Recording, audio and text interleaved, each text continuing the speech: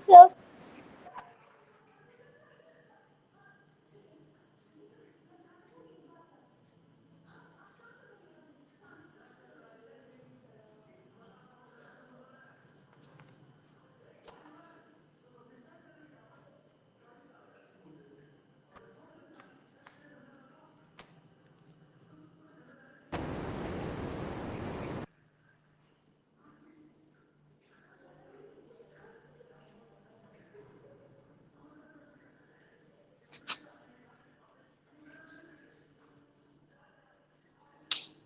So very good evening, good morning की आदत होगी। वेरी गुड इवनिंग सबको। Good evening, sir. नाइट ना बोलना यार, पढ़ाने के बाद नाइट बोलना, अभी नहीं, ठीक है। चलो।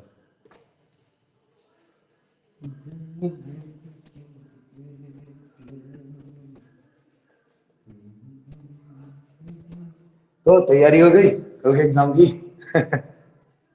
हाँ, तैयारी हो गई? Sir. हाँ। चलो एनसीईआरटी क्वेश्चन कराते हैं। कोई लोग सोच के ये हो गया है सर पेपर आउट करेंगे हमको, है ना?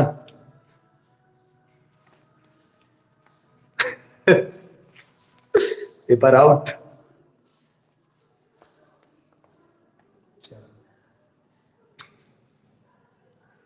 तो स्टार्ट करते हैं। क्वेश्चन नंबर 9.6 एनसीईआरटी का क्वेश्चन क्या है? The edge of an aluminium cube, aluminium cube का बेटा एज दिया है। एज कितना दिया? एज लेंथ दिया तुम लोग को 10 सेंटीमीटर, मीटर में बताओगे 0.1 मीटर। One face of cube is firmly fix to vertical wall, एक फेस वॉल पे फिक्स है। जैसे एक फेस फिक्स हो गया वॉल पे, अब कह रहे हैं और दूसरे फेस पे 100 केजी का मास लटका दिया। ये 100 केजी का मास है, और जो इसका शेयर मॉडुलस है, शेयर मॉडुलस जी, यहां पर लिखते हैं जी कितना दिया है? 25 GPA giga pascal, 25 into 10⁹ pascal. Giga means 9। Vertical deflection पूछा बेटा, वर्टिकल डिफ्लेक्शन देखो इस क्वेश्चन में वर्टिकल डिफ्लेक्शन पूछा है। क्या पूछा है? Vertical deflection. जी का फॉर्मूला क्या होता है बेटा? F into L divided by A into delta x. याद आ रहा है? शेयर मॉडुलस का फॉर्मूला होता है force into edge length divided by area into delta x. यही है तो वर्टिकल डिफ्लेक्शन, डेल्टा एक्स। या फिर हम सिंपल शब्दों में बोले कि जी बराबर क्या होता है? शेयरिंग स्ट्रेस या फिर टेंजेंशियल स्ट्रेस, कुछ भी बोल सकते हो इसे। टेंजेंशियल टेंजेंशियल स्ट्रेस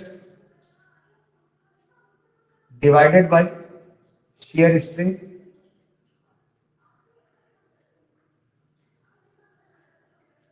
अब अगर एनसीईआरटी से आंसर मिलाना है तो शेयर स्ट्रेन निकालना, और वर्टिकल डिफ्लेक्शन निकालना है तो एनसीईआरटी से आंसर नहीं मैच करेगा, याद रखना, ठीक है।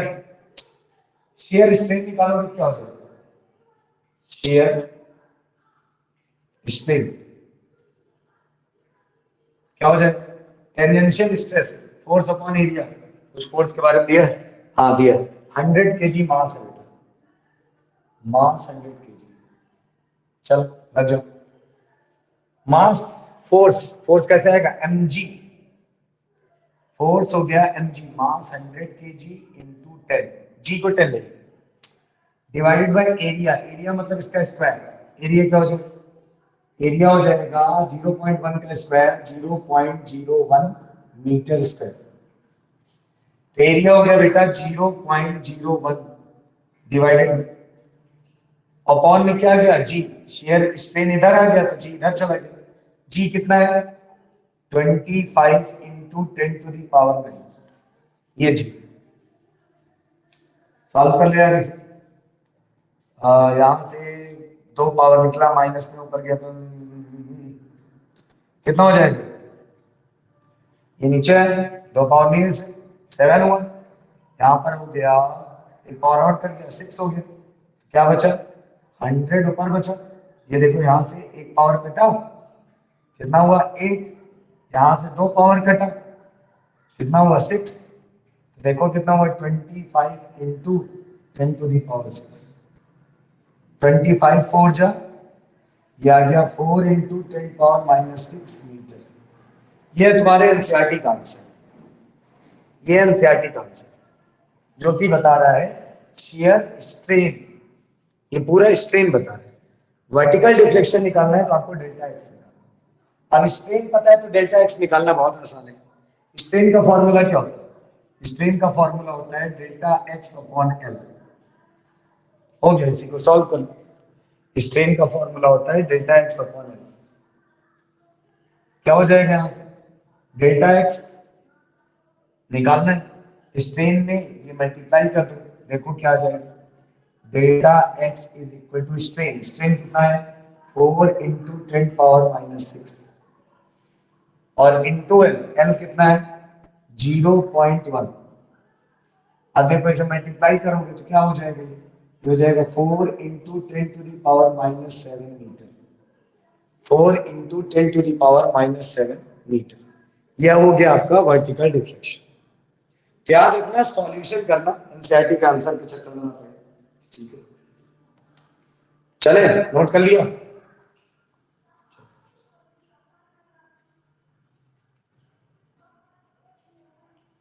ऑडियो वीडियो सब क्लियर है? Yes sir. अरे बाप रे, अच्छी खासी जनसंख्या आ गई है आज तो।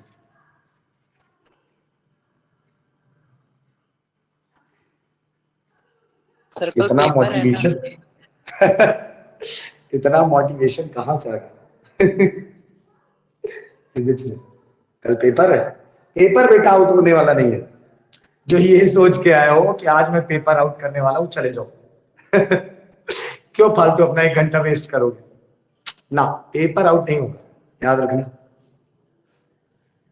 अगर ऐसे मन में मंसूबे बना के आए हो तो वापस चले जाओ। चल,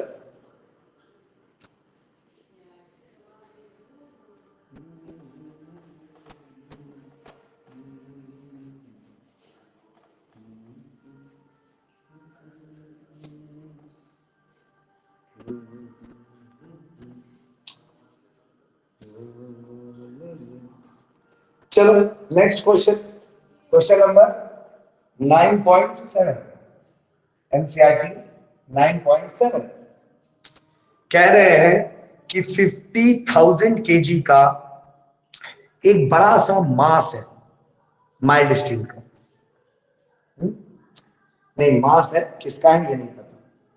तो मास दे दिया है तुम लोग को, कितना दे दिया बेटा? दे दिया 50,000 केजी। 50,000 और इसे 4 सिलेंड्रिकल स्टील के स्टैंड पे रखा गया।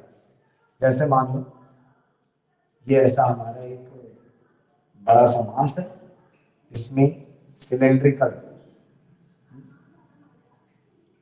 सिलेंड्रिकल 4 स्टैंड बना दिए।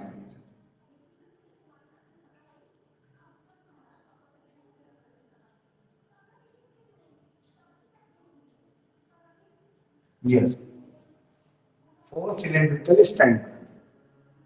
ये पूरा जो ये फ्रेम बना है, ये रेक्टेंगुलर फ्रेम, वो 50,000 केजी है।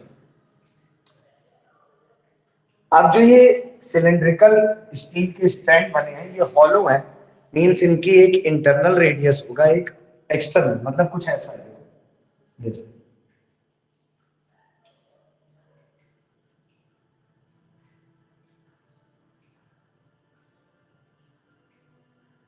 यस, ऐसा है हॉलो सिलेंडर, जिसका दोनों रेडियस दिया है तुमको। कितना दिया रेडियस? एक दिया 30 सेंटीमीटर, एक दिया 60। 30 और ये बाहर वाला जो है वो 60। 30 सेंटीमीटर और 60। मतलब रेडियस R1 दिया है 30 सेंटीमीटर, रेडियस R2 दिया है 60 सेंटीमीटर, ये दिया है तुम लोग को। अब तुम लोग से पूछा है calculate the compressional strain of each column. ये जो चार स्टैंड लगे हैं ये कुछ दबेंगे लोड की वजह से, तो उस कंप्रेशनल स्ट्रेन को निकालो, कितना कंप्रेस हुए हैं वो आपको कैलकुलेट करना है, और हर एक कॉलम का कंप्रेशनल स्ट्रेन कैलकुलेट करना है। तो चले लग जाएगा। अच्छा, स्ट्रेन निकालना है तो हमारे पास यंग मॉडुलस होना चाहिए। तो यंग मॉडुलस के लिए तुम्हें जुगाड़ बता दिया है कि ये जो माइल्ड जो ये सिलेंड्रिकल है ये स्टील से बने हुए हैं, जो ये चार सिलेंडर है ये किससे बने हैं? स्टील से। अब ये देखो ये एक ही मतलब लीनियर डायरेक्शन में, तो यहाँ पर यंग मॉडुलस वाला कॉन्सेप्ट आएगा। तो यंग मॉडुलस स्टील का कितना होता है जल्दी से बता दो तुम। स्टील का यंग मॉडुलस कितना होता है बोलो। 2 × 10⁻11 2 × 10⁻11 न्यूटन पर मीटर स्क्वायर, ये यंग मॉडुलस है स्टील का। अब हम इसी का यूज करेंगे।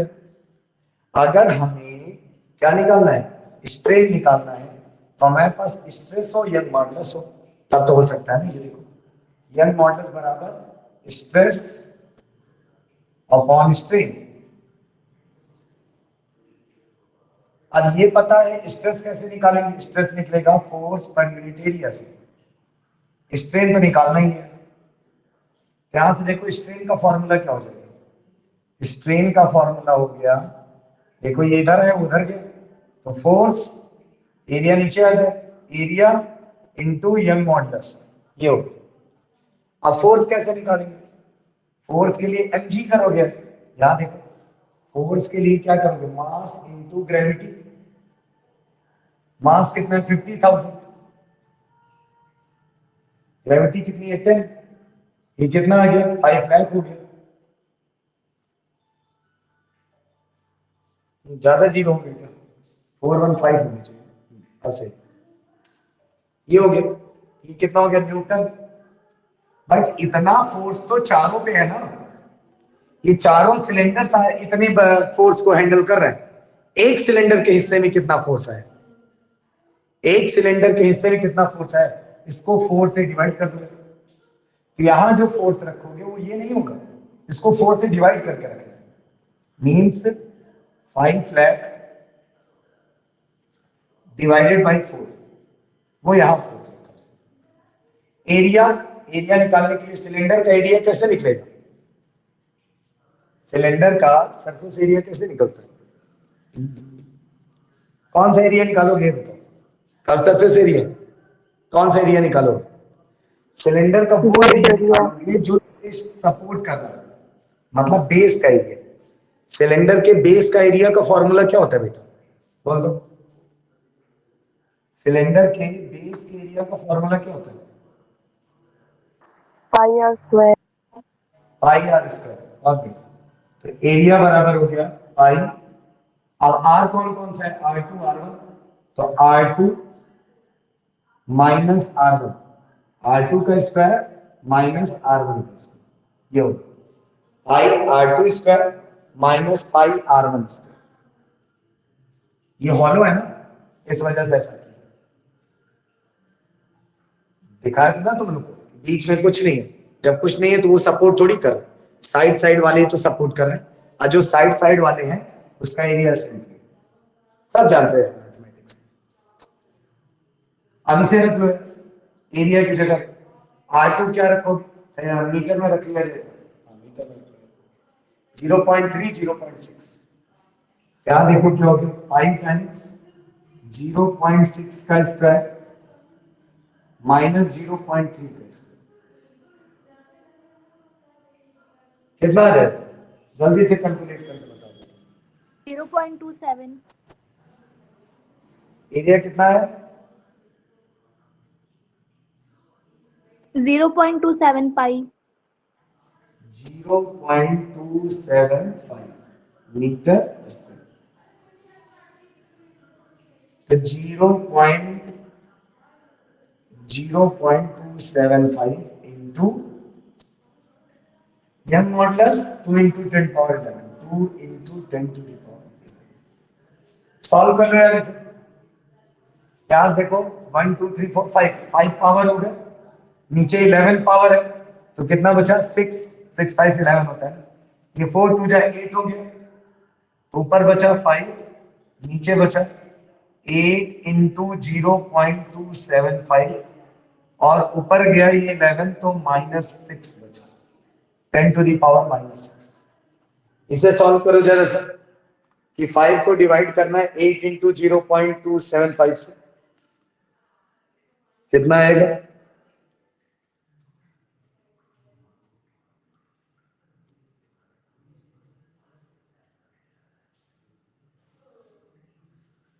कितना आ जाएगा? ये आ जाएगा 2.27 into 10 to the power -6 unit. Strain है ना, कोई यूनिट नहीं सर, स्ट्रेन है कोई यूनिट नहीं। ये आंसर आ गया, ये आंसर है तुम्हारे स्ट्रेन का। हाँ बट ये स्ट्रेन किसके लिए आया? ये स्ट्रेन केवल एक सिलेंडर का, एक सिलेंडर का इंडिविजुअल स्ट्रेन। चारों का एक साथ निकालना है, 4 से मल्टीप्लाई करो। चारों का एक साथ निकालना है तो 4 से मल्टीप्लाई करो। क्लियर है? समझ में आ रहा है?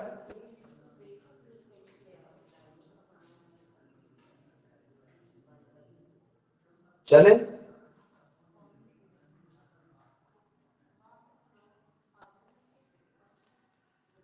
आगे चले।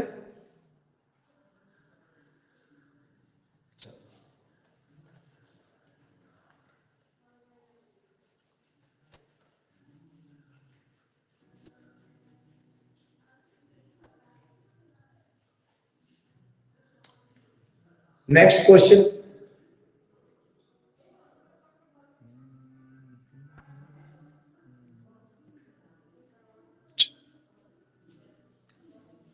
देखो 9.8 जो है तुम लोग का क्वेश्चन नंबर, वो बिल्कुल सेम है एज इट इज जैसे 9.7 की। मतलब यही Young modulus is equal to stress upon strain लगाना है, आराम से आंसर हो जाए, कोई दिक्कत नहीं। तो ये मैं छोड़ दे रहा हूं। उसके बाद 9.9 थोड़ा सा वेरिएशन है क्वेश्चन, बहुत इजी है क्वेश्चन, थोड़ा सा चेंज हुआ। क्या है इस क्वेश्चन में? इस क्वेश्चन में है बेटा कि तुम्हें वायर का रेडियस दिया है। क्वेश्चन नंबर 9.9, तुम्हें एक वायर का रेडियस दिया है। रेडियस कितना दिया है? 1.5 सेंटीमीटर। और कह रहे हैं कि इस वायर पे जो मैक्सिमम स्ट्रेस अप्लाई किया जा सकता है वो कितना है? मैक्सिमम स्ट्रेस, मैक्सिमम स्ट्रेस है बेटा इसमें 10 टू दी पावर 8 न्यूटन पर मीटर स्क्वायर। ये मैक्सिमम स्ट्रेस है। मैक्सिमम लोड पूछा है। क्या पूछा है? Find maximum load. अच्छा, लोड का मतलब फोर्स, मैक्सिमम लोड का मतलब क्या है? फोर्स। फोर्स आपसे पूछा है, स्ट्रेस दिया है, फोर्स पूछा है। अच्छा, स्ट्रेस का फॉर्मूला क्या पड़ेगा? जल्दी से बोल दो सब, क्या पढ़े हो स्ट्रेस का फॉर्मूला? अब कल एग्जाम है यार, ये तो याद कर लो तुम। स्ट्रेस का फॉर्मूला क्या? Force upon area. फोर्स पर बहुत डेफिनेशन याद कर लेना, सारे डेफिनेशन याद करके जाना। स्ट्रेस का, स्ट्रेन का, यंग मॉडुलस का, शेयरिंग मॉडुलस का, बल्क मॉडुलस का, सारे डेफिनेशन बेटा याद करके जाना। कितने तरह के स्ट्रेस होते हैं, कितने तरह के स्ट्रेन होते हैं, सब कुछ याद करके जाना। सर क्या छोड़े, नहीं डेफिनेशन जरूरी है। उसी तरह वेव में एम्पलीट्यूड, फ्रीक्वेंसी, ये टाइम पीरियड, सारे डेफिनेशन याद कर लेना, ठीक है ना। और क्या होता है? एसएचएम की डेफिनेशन, फोर्स की, मतलब थ्योरेटिकल पेपर भी है, केवल न्यूमेरिकल के चक्कर में ही ना रहना। थ्योरी भी कुछ याद करके जाना। देखो फिजिक्स मेहनत लेती है नो डाउट, क्योंकि फिजिक्स एक ऐसा सब्जेक्ट है जिसमें रटो प्लस समझो, दोनों काम चलेगा। रटो जिससे बुक की लैंग्वेज लिख पाओ, और जब बुक की लैंग्वेज लिखते हो तो टीचर अच्छे मार्क्स देते हैं नो डाउट। सेंटेंस अभी उतने बढ़िया से फ्रेम नहीं कर पाओगे कि अच्छे सेंटेंस मिले, ठीक है ना, इसलिए बुक की लैंग्वेज यूज किया। दो चार बार याद करने की आदत डालोगे तो लैंग्वेज अपने आप आ जाती है दिमाग में। जो 10th में इस चीज का हैबिचुअल रहा होगा वो लैंग्वेज अच्छी बना लेता होगा नो डाउट। यहां से फोर्स निकालना बेटा, फोर्स हो जाएगा स्ट्रेस इनटू एरिया, यही है मैक्सिमम लोड। जब आप मैक्सिमम स्ट्रेस रखोगे तो मैक्सिमम फोर्स आएगा। यहां हो गया बेटा मैक्सिमम स्ट्रेस इनटू एरिया। अब मैक्सिमम स्ट्रेस कितना है, ये 10⁸ एरिया कितना है, पाई आर स्क्वायर होता है। पाई हो गया तुम लोग का 3.14 आर, ये इसे मीटर में चेंज करेंगे तो क्या करेंगे, 100 से डिवाइड करेंगे, तो 1.5 डिवाइडेड बाई 100 इंटू 100, क्यों मीटर स्क्वायर है, एरिया निकाल रहे हैं ना, pi r square, pi r square.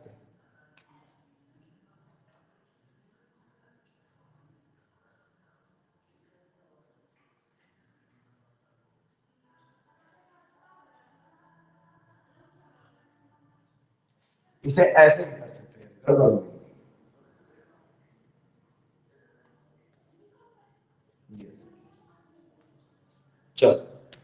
Solve करो, सॉल्व करो। यहां पर क्या हो गया 10⁸, यहां पर हो गया 10⁴, 4 से 8 कट गया, मल्टीप्लाई कर लो, आंसर आ गया। चलो जल्दी से मल्टीप्लाई करके बताओ।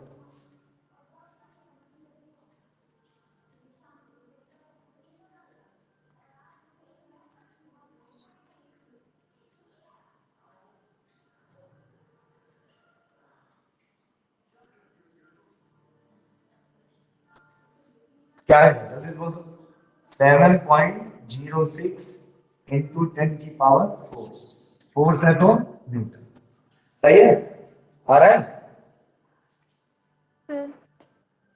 चलो देखो कितना इजी क्वेश्चन, बहुत हो गया यंग मॉडल्स पे कहानी, थोड़ा सा बल्क मॉडल्स पे भी चलते हैं।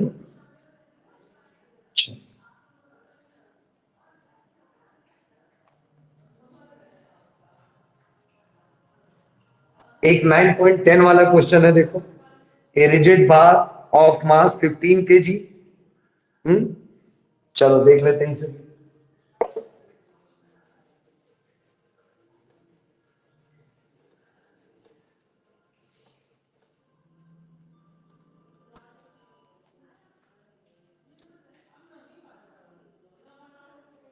रिजिड बार है बेटा,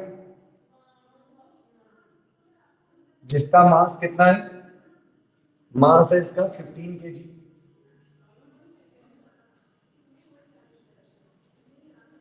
और ये 3 वायर से सपोर्टेड है। यस, ये मान लो बार है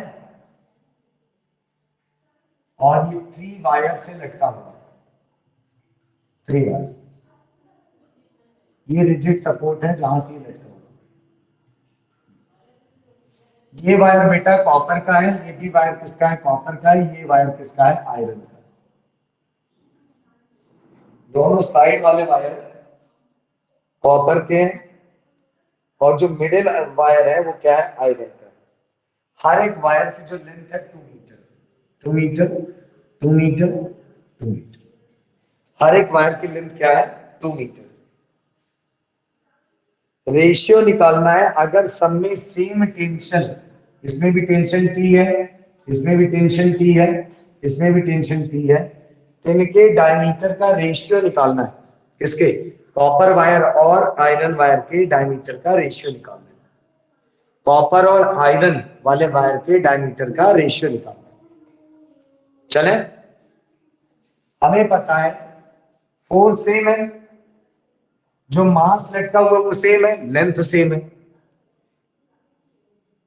अगर यंग मॉडुलस डिफर कर रहा है तभी इनका डायमीटर डिफर करेगा, और तभी स्ट्रेन डिफर करेगा। और यंग मॉडुलस हमें पता है, स्टील का यंग मॉडुलस कितना होता है और कॉपर का यंग मॉडुलस कितना होता है। स्टील का तो अभी पढ़े थे, क्या था, 2 × 10⁻11 न्यूटन पर मीटर स्क्वायर। कॉपर का यंग मॉडुलस बेटा कितना होता है? 1.1 1.1 into 10 to the power 11.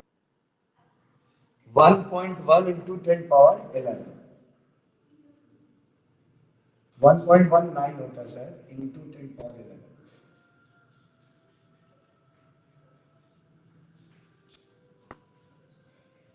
अब ये दो है, हम लोग यंग मॉडुलस का फॉर्मूला पढ़ेंगे कि यंग मॉडुलस का फॉर्मूला होता है F into L upon area into delta. सही है, force upon area delta upon, सही। अब फोर्स का मतलब टेंशन, जो कि सब में सेम है, किसके लिए, स्टील और कॉपर दोनों के लिए। लेंथ दोनों के लिए सेम है। एरिया यही तो पता लगाना है यार, डायमीटर में क्या रेशियो। डेल्टा एल को एज्यूम कर लेंगे कि सेम, डेल्टा एल को एज्यूम कर लेंगे कि सेम, ऐसा मान लें। अब ये बताओ, यंग मॉडुलस पे किसी पे डायरेक्ट असर पड़ रहा है तो वो है एरिया। यंग मॉडुलस पे अगर कोई सीधा असर पड़ रहा है तो वो है एरिया। और एरिया और डायमीटर का क्या रिलेशन होता है? एरिया जैसे वायर है तो एरिया वायर का क्या होता है, पाई आर स्क्वायर। एरिया वायर का क्या होगा, पाई आर स्क्वायर। डायमीटर के फॉर्म में इसे लिखो तो पाई रेडियस, रेडियस का मतलब डायमीटर का हाफ, तो d/2 का स्क्वायर। ये क्या हो जाएगा, पाई d² अपॉन 4। देखो क्या दिख रहा है, हमें दिख रहा है कि एरिया की जगह पर हम लोग पाई d²/4 लिख सकते हैं। तो अब देखो मैं क्या कर रहा हूं, ये स्टील का है तो फोर्स लेंथ सबके लिए बराबर है, एरिया स्टील का है, डेल्टा एल भी मैं बराबर कर दिया।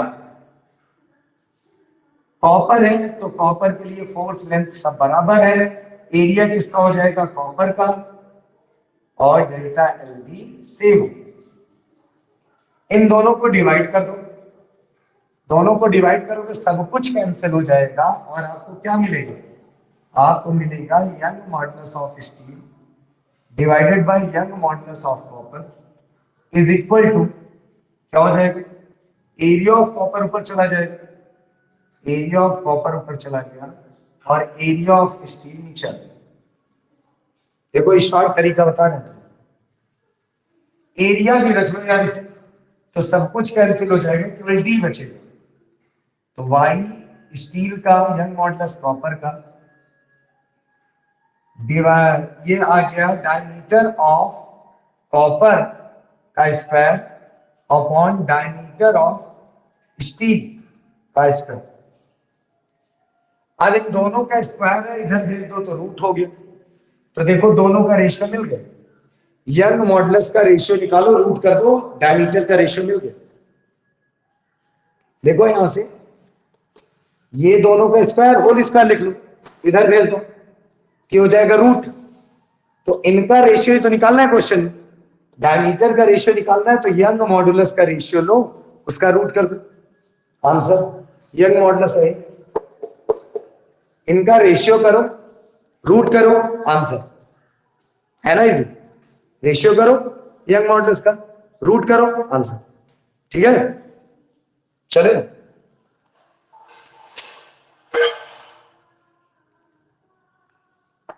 सर हाँ, सर जो 8th क्वेश्चन है उसमें यंग मॉडुलस लेना है या शेयर मॉडुलस?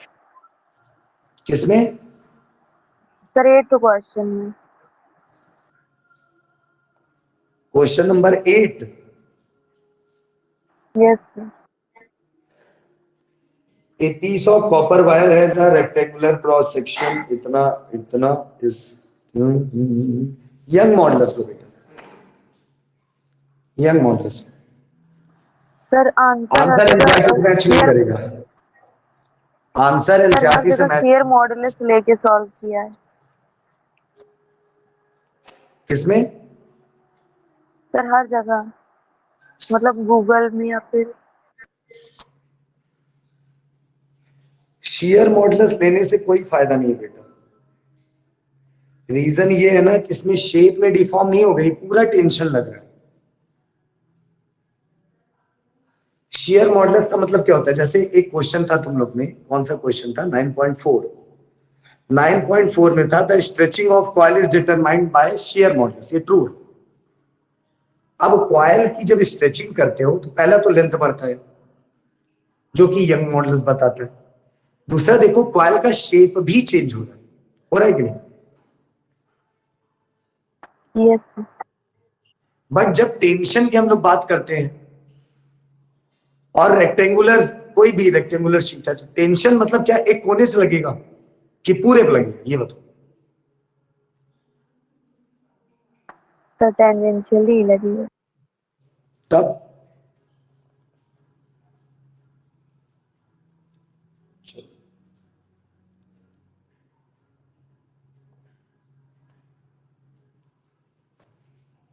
चले और आगे चलते हैं। देखो एक सस्ता सा क्वेश्चन, क्वेश्चन नंबर कौन सा है? क्वेश्चन नंबर, ये तो हो ही जाएगा। देखो क्वेश्चन नंबर 11, देखो 9.1, क्वेश्चन नंबर 9.1।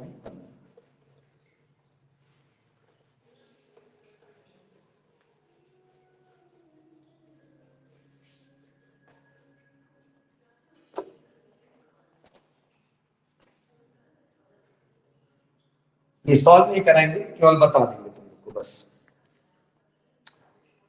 9.11 मास दिया तुम्हें, तुम लोग से कह रहा है कि एक स्टील वायर है जिसका लेंथ है 1 मीटर, मास पहले दिया है, मास कितना दिया है? 14.5 kg। और स्टील वायर की अनस्ट्रेस्ड लेंथ, अनस्ट्रेस्ड लेंथ का मतलब होता है ओरिजिनल लेंथ। ओरिजिनल लेंथ तुम लोग को कितना दिया है? ओरिजिनल लेंथ दिया है 1 मीटर, 1 मीटर। अब क्या कह रहा है? कह रहा है कि उसे वर्टिकल में जब हम लोग सर्कुलर फॉर्म में ला रहे हैं तो उसकी जो वेलोसिटी है, एंगुलर वेलोसिटी, ओमेगा, याद है? एंगुलर वेलोसिटी इसकी क्या है? 2 रिवॉल्यूशन पर सेकेंड, 2 रिवॉल्यूशन पर सेकेंड। और जो क्रॉस सेक्शनल एरिया है, एरिया है, क्रॉस सेक्शनल एरिया, वो क्या हो जाएगा? क्रॉस सेक्शनल एरिया दिया है तुम लोग को 0.065 centimetre. Calculate the elongation of wire when the mass is at lowest point of its path. Elongation, वही स्ट्रेन की बात कर रहा है, स्ट्रेन निकालना है। इलोंगेशन मतलब डेल्टा एल निकालना है, तो बिना स्ट्रेन के कुछ नहीं हो सकता। चलो अब क्या करोगे यार इसमें? पता है हमें स्टील वायर है, यंग मॉडुलस लगाएंगे सर, स्ट्रेस अपॉन स्ट्रेन करेंगे। बट दिक्कत है बेटा कि स्ट्रेस कैसे निकालो, इसका स्ट्रेस कैसे निकालो? यहां पर तो वेलोसिटी वगैरह दे दिया, मास दिया, नो डाउट ये बस। बट ये वेलोसिटी का क्या काम है? देखो जब किसी चीज को गोले में घुमाया जाता है तो उसके पास दो तरह की फोर्स है, एक तो ग्रेविटी के अंडर में है mg, दूसरा जब गोले में घूम रहा है तो बताओ कौन सी फोर्स है? जल्दी से बोल। सेंट्रीपिटल। सेंट्रीपिटल फोर्स, बहुत बढ़िया। अब ये सेंट्रीपिटल फोर्स क्या हो, किसके बराबर होती है बताओ? mv square by r. mv square by r. R, very mv square by. But शायद हम इस v का रिलेशन ओमेगा के टर्म में भी पढ़ेंगे क्या? बोलो। mr omega square. हाँ एकदम सही। M r omega square. ये हो गया सेंट्रीपिटल फोर्स। कैसे? V बराबर क्या होता है? V बराबर होता है बेटा आर ओमेगा। V की जगह पर आर ओमेगा रखो, स्क्वायर करो आर स्क्वायर ओमेगा स्क्वायर, एक एक आर कैंसिल हो गया, एम आर ओमेगा स्क्वायर। ये फोर्स भी आपको कंसिडर करना है। आंसर आ जाए, आंसर आ जाए, ये फोर्स कंसिडर करके चलना, आंसर आ जाए। ये रिवॉल्यूशन पर सेकेंड है, याद रखना, ये ओमेगा की यूनिट नहीं है। ओमेगा की यूनिट क्या होती है? रेडियन पर सेकेंड। ये रिवॉल्यूशन पर सेकेंड है। रिवॉल्यूशन पर सेकेंड को रेडियन पर सेकेंड में कैसे कन्वर्ट करते हैं? कैसे करते हैं? याद है कुछ? कुछ याद है रोटेशन चैप्टर का? कुछ नहीं याद है। रिवॉल्यूशन मल्टीप्लाई को कर रेडियन कैसे करो? रिवॉल्यूशन मतलब एक चक्कर, एक चक्कर में कितना रेडियन होता है बता सकते हो? 2 पाई। 2 पाई। बस हो गया था, 2 इंटू 2 पाई हो गया रेडियन पर सेकेंड। और सर 2 इंटू 2 पाई ये हो गया रेडियन पर सेकेंड। क्लियर हो रहा है? बोल दो। Yes sir. दो लेना है, एक mg लेना है, एक एम आर ओमेगा स्क्वायर लेना है। ओमेगा की वैल्यू ये वाली यूज करना है। हमें रिवॉल्यूशन पर सेकेंड नहीं यूज करना है क्योंकि वो ऐसा यूनिट में नहीं है। चलो, और जब आपके पास फोर्स है, आपके पास एरिया है, तो आपके पास स्ट्रेस है। आपके पास ओरिजिनल लेंथ है, तो आपके पास स्ट्रेन से डेल्टा एल निकालने का भी तरीका है। यंग मॉडुलस याद ही है यार। स्टील का यंग मॉडुलस कितना होता है? जल्दी से बोल दो, मैं दूंगा नहीं क्वेश्चन में। जल्दी से कितना होता है? 2 इंटू 11।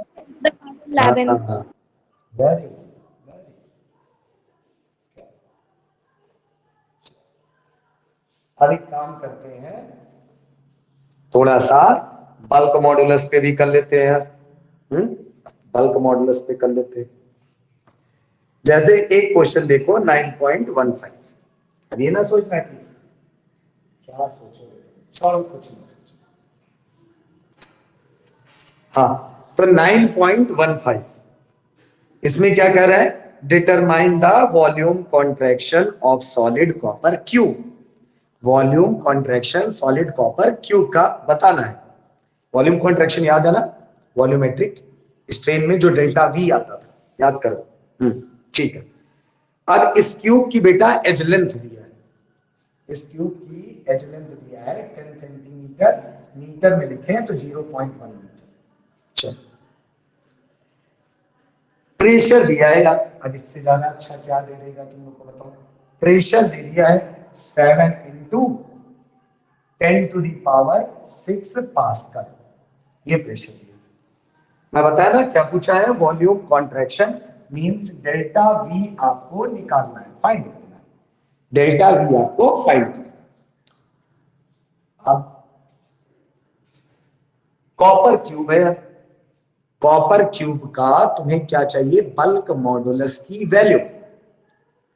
कॉपर के बल्क मॉडुलस की वैल्यू बताओ। चलो जल्दी से बता दो बल्क मॉडुलस की वैल्यू। कॉपर के बल्क मॉडुलस की वैल्यू बोल दो जल्दी से। Sir 140 into 10 to the power 9.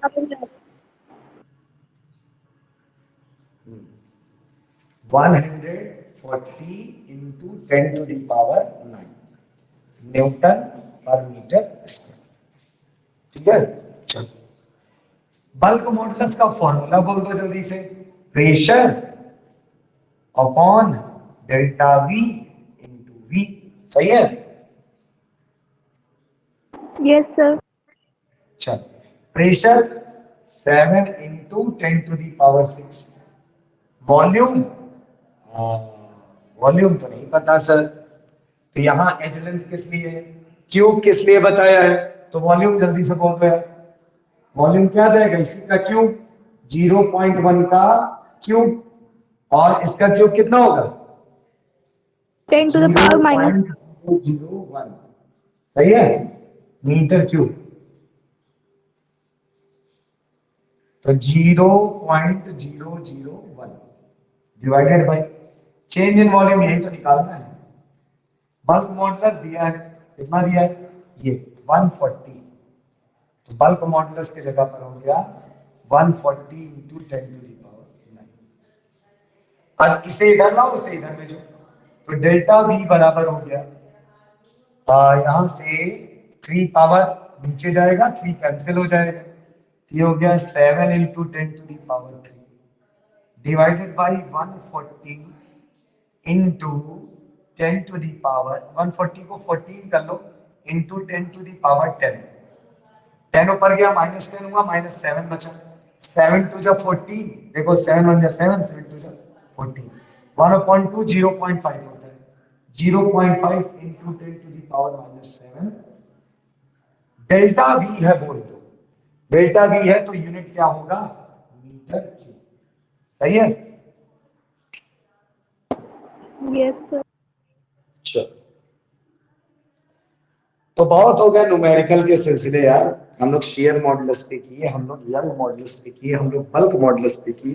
कोई भी क्वेश्चन अब हार्ड नहीं है कराने को, तो मैं सारे क्वेश्चन करा दूं यहाँ पर, बट क्या मतलब कुछ तुम लोग अपने से भी मेहनत करो। टीचर जब बहुत ज्यादा मेहनत करता है तो नंबर नहीं आते बच्चों के। तो आज से मैं एक डिसाइड करूं, अब मेहनत कम करूं, अब बच्चों से मेहनत करवाऊंगा ज्यादा, क्योंकि अब बहुत दुख होता है यार जब बच्चों के नंबर नहीं आते। इतना पढ़ाओ और पता चला नंबर नहीं है, बहुत बुरा लगता है, बहुत ज्यादा। तो हाँ, अब इतना सब कुछ न्यूमेरिकल में कर लिए, थोड़ा सा थ्योरी के बारे में बात कर लेते हैं। हाँ, अब जल्दी जल्दी थ्योरी के बारे में बात करेंगे कि कौन कौन सी थ्योरी हमें इसमें याद करना है।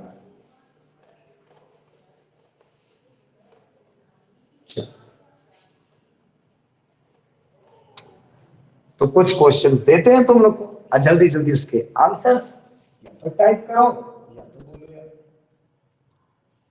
पहला क्वेश्चन है बेटा, name the types of stress and strain. Name the types of stress and strain. चलो जल्दी से बोलो, बहुत बेसिक क्वेश्चन। थ्री। कौन कौन से?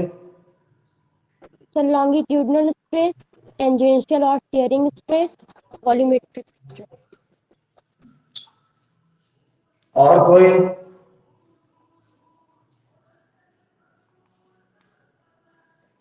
एक आंसर आ गया, Anshika, very good.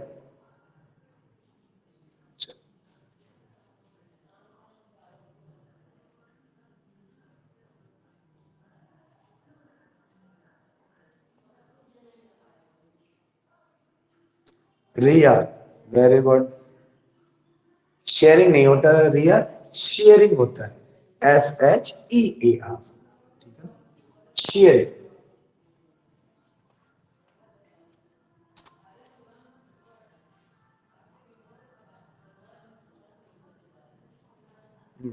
Very good, बहुत बढ़िया सर। साक्षी, वेरी गुड।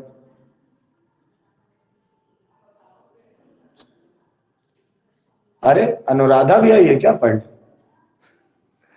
अनुराधा पढ़ने लगी क्या तुम?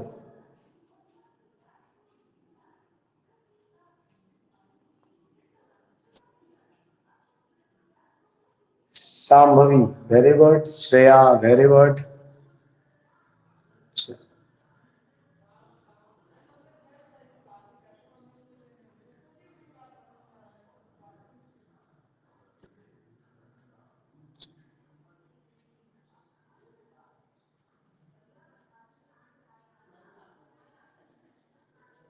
चलो बहुत बढ़िया बेटा, अब एक एक को डिफाइन करते हैं जिससे तुम लोग का रिवीजन हो जाए। चलो डेफिनेशन, पहला डेफिनेशन बेटा किसका? लॉन्गिट्यूडनल स्ट्रेस का। चलो जल्दी जल्दी सब लोग डिफाइन करो, what is longitudinal stress and what is longitudinal strain. Sanjana, very good. बोल भी सकते हो, अगर ना टाइप कर पाओ तो बोल दो यार, जल्दी जल्दी सब लोग बोल दो, मैं सुन लेता हूँ और Force उसके per बाद आगे unit चलते area हैं। is known as longitudinal stress. Very good, very good. और लोग बोल दो।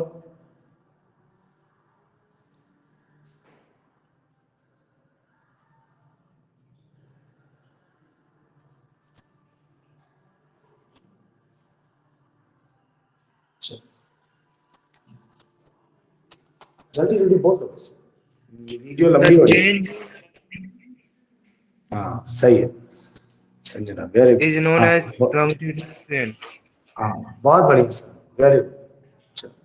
और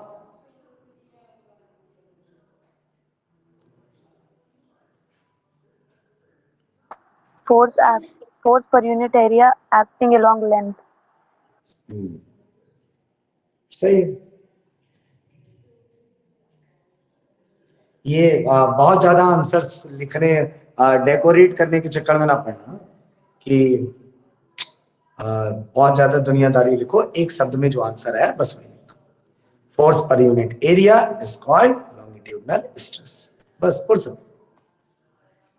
क्योंकि हम लोग देखे हैं सारे स्ट्रेस यही है यार, फोर्स पर यूनिट एरिया, चाहे वो लॉन्गिट्यूडनल हो, चाहे वो शेयरिंग हो, या फिर टेंजेंशियल। स्ट्रेन में कहानी है, स्ट्रेन में कहानी है। जो हमारे लॉन्गिट्यूडनल स्ट्रेन होते हैं वो होता है change in length upon original length. जो हमारा शेयरिंग होता है वो क्या होता है? शेयरिंग क्या होता है बेटा? Definition sharing stress strain. Deformation in shape. फिर से बताओ। Deformation in shape. डिफॉर्मेशन, बहुत बढ़िया, सही। तीसरा हमारा आया, क्या आया? वॉल्यूमेट्रिक स्ट्रेन, बताओ उसका।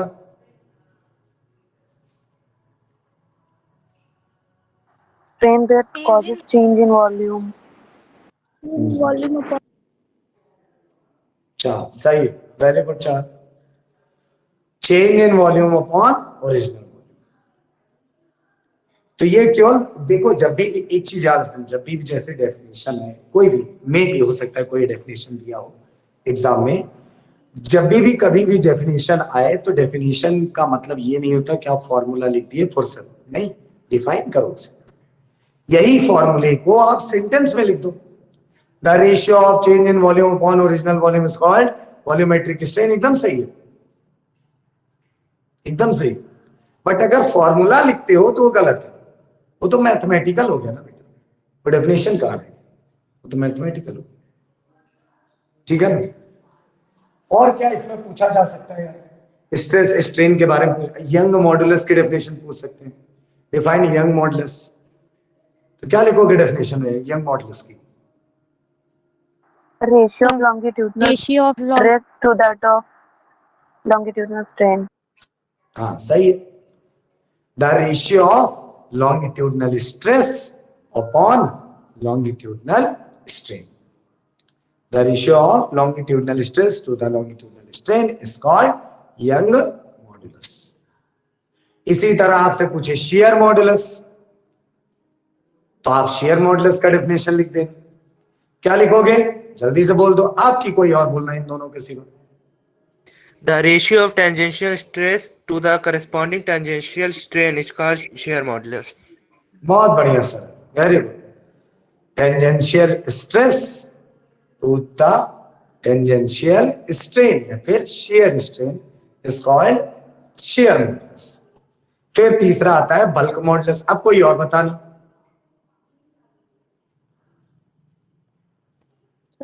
चलो बता दो bulk ratio of volume modulus. stress to that of the volume strain is called bulk modulus. हाँ very good. Ratio of volume stress to that of volume strain is called bulk modulus. फिर इसमें जानते हो कभी कभी graphical questions भी बनते हैं। जैसे ग्राफिकल क्वेश्चन में हमसे पूछता है कि इलास्टिक लिमिट क्या होती है, तो इलास्टिक लिमिट का डेफिनेशन होता है maximum strain which can be applicable so that Hooke's law is valid, वो होता है हमारी इलास्टिक लिमिट। उसके बाद फिर हमसे पूछता है कि फ्रैक्चर पॉइंट क्या होता है, तो फ्रैक्चर पॉइंट क्या होता है, कोई डिफाइन कर सकता है?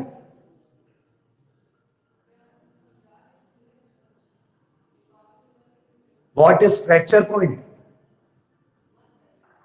The point where material breaks down. और कोई डेफिनेशन इससे अच्छी वाली?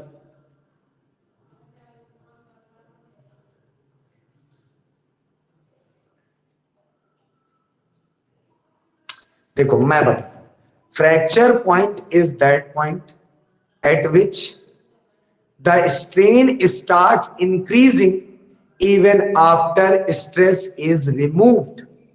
स्ट्रेस हटा लिया गया है फिर भी स्ट्रेन बढ़ रहा है बेटा, उस पॉइंट को फ्रैक्चर पॉइंट कहते हैं। The point after which strain starts increasing even when the stress is removed. जब स्ट्रेस हटा लिया गया है तभी भी स्ट्रेन बढ़ रहा है, उस पॉइंट को फ्रैक्चर पॉइंट मींस जहां पर ब्रेकडाउन स्टार्ट होता है, टूटना स्टार्ट होता है।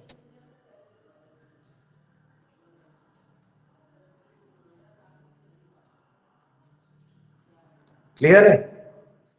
Proportional limit, The limit up to which stress is proportional to strain. Right.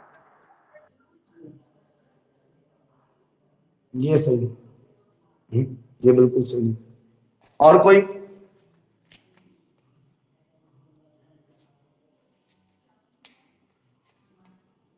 और कोई बेटा?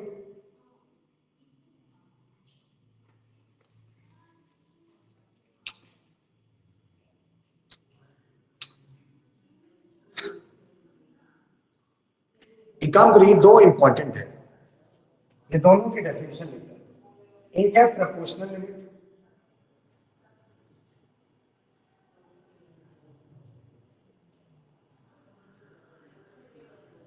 और दूसरा बेटा फ्रैक्चर पॉइंट।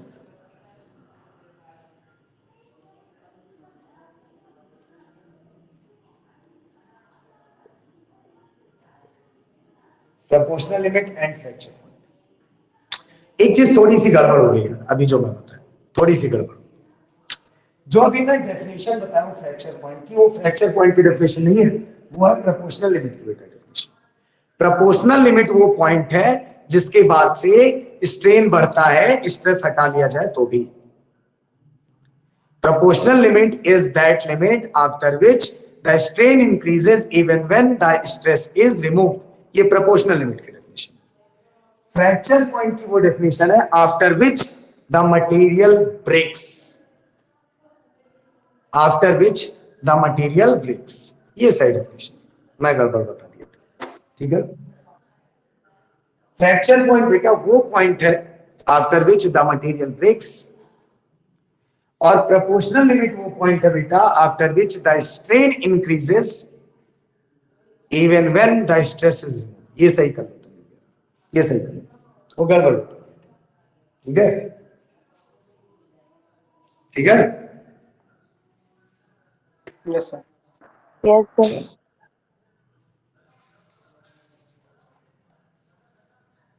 और क्या आ सकता है यार इसमें? ग्राफिकल स्ट्रेन हो गया, और young modulus, bulk modulus, shear modulus हो गया, और तो इस चैप्टर में कुछ है ही नहीं है, बस इस चैप्टर से कहानी। सर डेरिवेशंस आएंगे। डेरिवेशन, डेरिवेशन क्या है इस चैप्टर में? कोई डेरिवेशन था? इस चैप्टर में नहीं सर, ओवरऑल। हाँ, इस चैप्टर में डेरिवेशन नहीं है, तो डेरिवेशन इस चैप्टर से बिल्कुल नहीं है। अब हम नेक्स्ट चैप्टर की तरफ चलते हैं। नेक्स्ट चैप्टर में है हमारा वेव। वेव पढ़े नहीं, पहले एसएचएम, पहले एसएचएम, सिंपल हार्मोनिक मोशन। चलो देखते हैं एसएचएम में क्या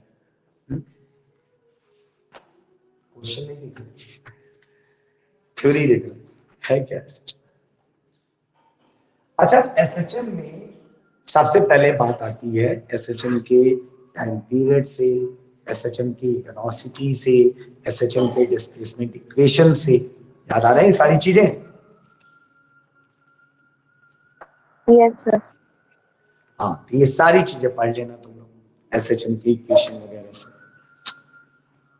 और एसएचएम के कुछ क्वेश्चन जैसे तुम लोग को प्रैक्टिस कराए थे ना क्लास में,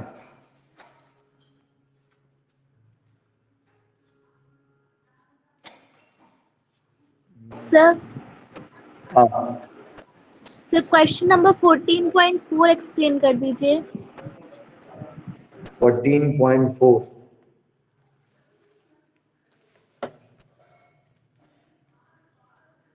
पीरियोडिक, पीरियोडिक दिखाना है, नॉन पीरियोडिक दिखाना है बेटा। Which of the following function of time represent simple harmonic, periodic but not simple harmonic, non periodic motion. तीन ऑप्शन है तुम लोग के पास। पहला सिंपल हार्मोनिक बताना है, दूसरा पीरियोडिक बताना है, पीरियोडिक है बट सिंपल हार्मोनिक नहीं है, और तीसरा है बेटा कि नॉन पीरियोडिक है, पीरियोडिक ही नहीं है। Give period for each case of periodic motion. Omega is any positive constant. Omega को क्या है, कोई पॉजिटिव वैल्यू है, जो भी हो नहीं पता।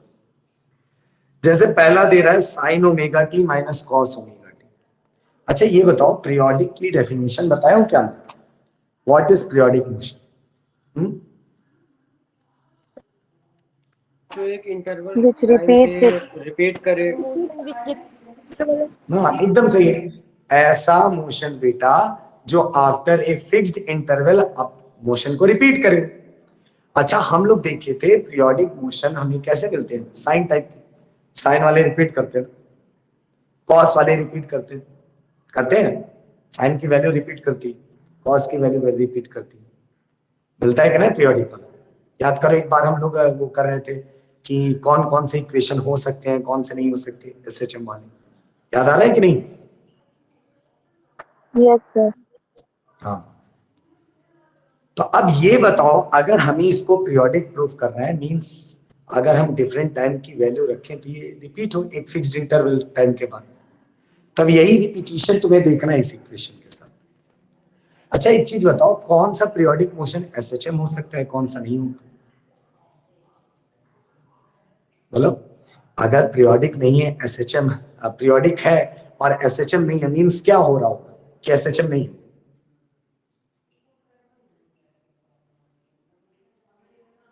बोलो। सर इक्वेशन को सेटिस्फाई करेगा एसएचएम की। क्या हुआ?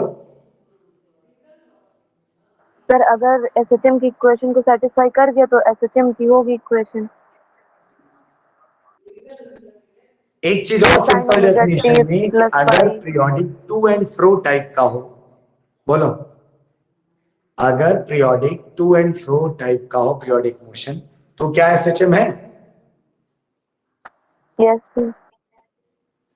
तो बस ऐसे ही। अब देखो इन क्वेश्चन का कोई एक मेथोलॉजी नहीं, कोई एक फॉर्मूला नहीं है कि मैं बता दूं तुम लोग फॉर्मूले से। इसको एक एज अ अंडरस्टैंडिंग इस क्वेश्चन को किया जाता है।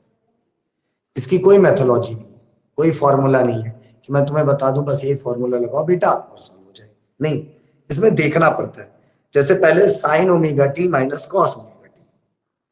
अब ये बताओ, यहां पर साइन का फंक्शन है और कॉस का फंक्शन है, और साइन और कॉस का फंक्शन हमेशा से पीरियोडिक रहे, इसमें कोई डाउट ही नहीं। पीरियोडिक के साथ साथ एसएचएम भी रहेंगे।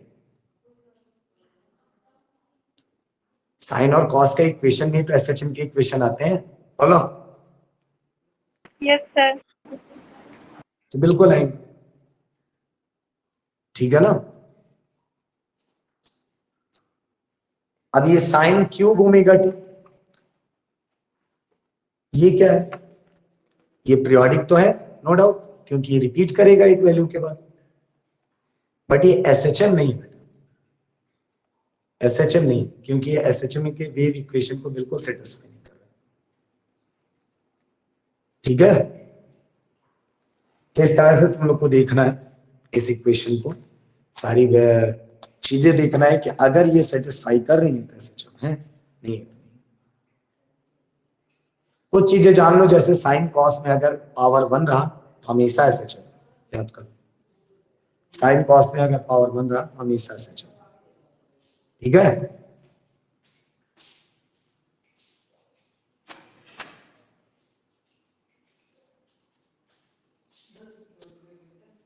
हम्म, 10 बज गए। इस चैप्टर से डेरिवेशन है। इस चैप्टर से डेरिवेशन बहुत ज्यादा नहीं, छोटे पुट आ सकते हैं, छोटे मोटे। मेन है definition, numerical, derivation come, may be शायद कहीं डेफिनेशन, मेन न्यूमेरिकल और डेफिनेशन पे फोकस करना, ठीक है? 10 बज चुके हैं यार, 1 घंटे की वीडियो हो गई है, एंड करते हैं सेशन। कल के लिए ऑल द बेस्ट, पढ़ो एनसीईआरटी क्वेश्चन सर से जो क्वेश्चन बता दीजिए डिफरेंट होंगे सर। उसे एग्जाम्पल 14.3। एग्जाम्पल 14.3। एग्जाम्पल 14.3 ये क्या है?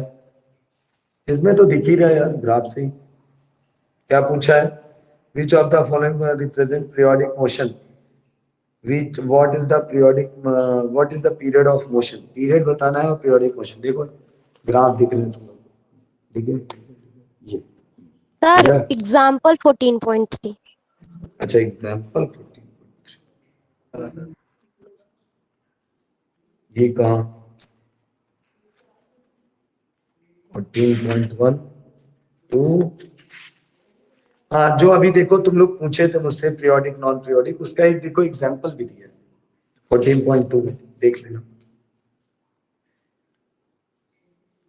Which of the following function of time, simple harmonic motion, represent simple harmonic motion, periodic but not simple? ये तो वही हो गया ना, फिर से वही, ये तो मुझसे कोई सर हम क्लास लोग में इसको पूछा था। इसको डायरेक्ट, हाँ सर इसे डायरेक्ट इसका आंसर लिख सकते हैं कि ये पीरियोडिक है या नहीं है। बिल्कुल लिख सकते हो डायरेक्ट आंसर, ये बट ऐसे फर्जी क्वेश्चन आएंगे नहीं एग्जाम में। ठीक है, ये फर्जी क्वेश्चन, मतलब इस क्वेश्चन का कोई रियलिटी से लेना देना नहीं। ठीक है, एंड किया जाए। एक चीज जान लो, अगर किसी वेव इक्वेशन को आप साइन कॉस में तोड़ सको, एसएचएम जैसा इक्वेशन बना सको, तो एसएचएम है, नहीं बना पा रहे हो नहीं है। जैसे साइन स्क्वायर वगैरह में आता है, तो हम लोग इस ट्रिग्नोमेट्री के जो रेशियोज पढ़े हैं उसका यूज करके ब्रेक कर सकते हैं कॉस में, तो एसएचएम हो गया। बट अगर साइन क्यूब बन गया तो उसको नहीं ब्रेक कर सकते, तो एसएचएम नहीं है। ठीक है ना, जानते रहो, क्वेश्चन फर्जी हो अच्छा उससे मैटर नहीं करता, हमें पता होना चाहिए, चीजें पता होनी चाहिए। ठीक है, चले एंड करें। Thank you sir. Good night सबको, ऑल द बेस्ट।